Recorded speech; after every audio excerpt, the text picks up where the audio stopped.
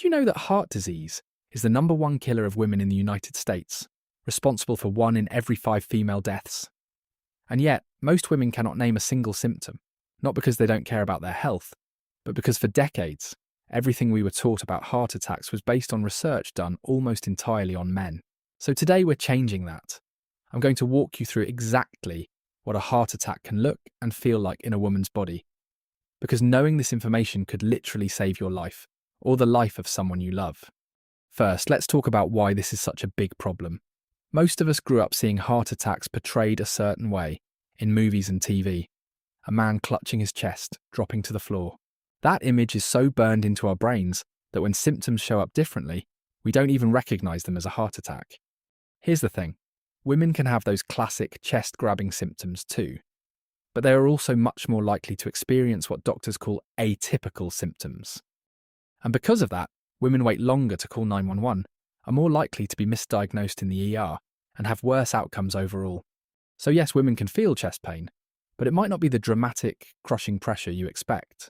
For many women, it feels more like tightness, squeezing, fullness, or even a dull ache. Some describe it as feeling like someone is sitting on their chest. And here's the key. It might come and go.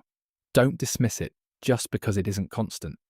Shortness of breath often catches women off guard because it can happen with or without any chest discomfort. If you suddenly feel winded, like you just ran a flight of stairs when you haven't moved, pay attention, especially if it's unusual for you. Now, this is one of the most commonly missed symptoms in women. Heart attack discomfort doesn't always stay in the chest. It can travel down to the upper stomach and feel just like heartburn, indigestion, or nausea. Women often chalk this up to something they ate or waited out. But please don't. The heart shares nerve pathways with other parts of the upper body, so pain can radiate to places that seem completely unrelated. Women are more likely than men to feel this in the jaw, upper back, or between the shoulder blades. If you're having unexplained pain in any of these areas alongside other symptoms, it's worth taking seriously. It is important to note that in the days or even weeks leading up to a heart attack, many women have reported feeling exhausted in a way that is completely out of proportion to what they've been doing. Not, I had a long week tired, more like, I can barely lift my arms tired. This kind of sudden extreme fatigue with no clear cause is a red flag. Breaking into a cold sweat without a reason, suddenly feeling dizzy, or feeling like you might faint. These can all be signs that the heart isn't pumping enough blood. They're easy to write off as anxiety or low blood sugar. Combined with other symptoms on this list, they deserve some attention. So, what do you do if you or someone you know is experiencing these symptoms? Number 1, don't wait and see. Women are more likely to delay calling for help because the symptoms feel vague or because they don't want to overreact. Number 2, don't drive yourself to the hospital. Call 911 so emergency responders can start treatment on the way. Number 3, if you're not allergic and have it on hand, chew, don't swallow, an aspirin while you wait.